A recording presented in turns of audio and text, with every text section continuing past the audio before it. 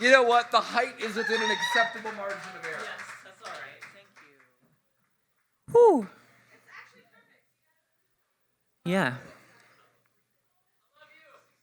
I love you. I love y'all. That's nice. Thanks. Fuck you. No, I'm kidding. My boyfriend wouldn't be happy about that.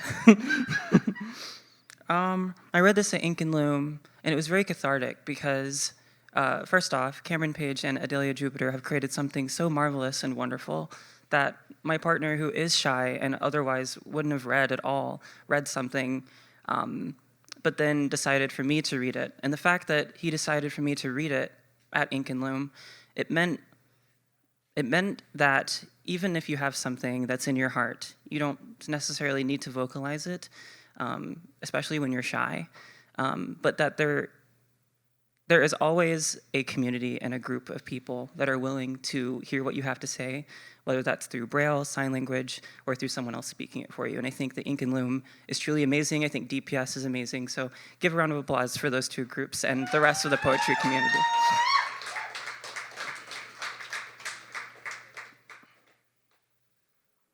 I also want to give a shout out to my current partner because he's not here, but he was there when I did read this for the first time. And I also want to say that, especially being here for like 7-8 years, seeing how far I've grown as a poet, I think this is my favorite poem that I've ever written. So yeah.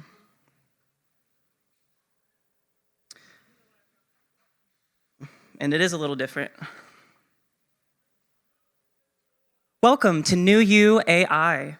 New You AI would like to tell you what it sees. Would you like to hear its assessment? In the absence of emotion, New You AI will show artificial empathy to fill the void in your heart. Press start, press start, press start, press, press, press, press, press, press, press, press, press. I don't press start. I don't need AI. I'm awake and I've realized that this place has kept us in fear. Dangers of the mind, America, temptations of tomorrow, broken, shattered, and glistening glass stuck in our pupils, premonitions of fate, staring, marching, resisting against fractured democracy and freedoms, flossing our ancestral roots with paper-thin threads of bloodied and battered bandages, searching for the stars, the very twinkling teaching the tic-tac-toes of our children to stand in the sands of time to find discomfort in this chaos. Blood, more blood, blood money. Burning a rotten crucifix in the backyards of sinning priests. What cock of man could fuck the earth so well that our population values the banned book a bit more? Only ghosts are found in the confessionals now. Streets littered with daily myriads of needles and addicts. Our creativity limited by overpowered entities and brain-dead oligarchs, uprooted and disturbed by the Anakin Skywalker twist of faith in this world, where we can understand your religion, but not the Russian nesting dolls of hypocrisy that it's infected with. The evils in America only wish death of connectedness, of the philosophy that everything is art, of those who remember what it means to stand on your desk and say, "Oh, Captain, my Captain," of trans people because America fears diversity and equality, of the immigrant, which would mean death to Jesus Christ, to libraries, schools, and other institutions, to your savings and stocks, to your precious scrambled eggs, to all things that don't align with America, told that real American citizens can't return here, told that we must comply and be happy, that things need to break in order for them to be fixed. I can feel the ice melting in the Arctic. I can feel our planet being swallowed by the sun, and yet somehow some of us throw nunchucks of assault, manipulation, and murder into the air, expecting others to catch, expecting joy to be found in the fruits of life, expecting train derailments, plane crashes, and market dips to fill our souls with enlightenment. Bathe with us in America. Leave your muffled "I love yous" in a box under your bed labeled post-war syndrome, and keep your lips shut, son. The 9 dragons of the Supreme Court don't just braid their heads, they twist them into nooses, writhing in sync, and we wire the current and electrocute those motherfuckers. Media, that gluttonous, groaning God machine, the puppet master with no pulse, the joy thief, the silence breaker, the eye rapist that whispered in our ears that the Mauritanian men deserved to be waterboarded 183 times because justice wears a flag. that kept us hypnotized while our leaders shuffled chairs in a sinking ship. And some of the youth, their thumbs bleeding from endless doom scrolls, souls hollowed by clickbait tethered to glowing coffins of curated chaos, 1,000 thought bubbles fizzing with motherfuckery. I'm still awake and I see SpaceX rockets filled with chemical-soaked confetti exploding over our crops and oceans. The Statue of Liberty gives herself a C-section and names the baby Prometheus.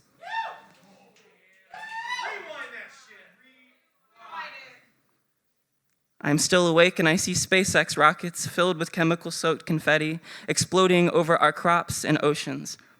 The Statue of Liberty gives herself a C-section and names the baby Prometheus. And the American eagle pecks at his liver, only to be rescued by Hercules and the fragments of the American dream. I see our sense of art tossed into the furnace because the GPT machine writes faster. I see it all with my bloodshot eyes in this darkened room, darkened country, darkened dystopia. I see the gray-colored, pothole-smitten streets of capitalism. I see the herring's wing as it sips on infected pond water. I see the magnificent joys of those who thief it tomorrow morning from the innocent souls of asylum. I see the frayed edges of the American flag. I see the blood moon soiled with celestial zits and space rock scars. I see the geocorona of Earth, whose hands hold landfills as it glimmers of satellites and trash. I see the horror of wartime and the blasphemous bombings on bodies, on bodies, on bodies, on bodies, on bodies, on bodies.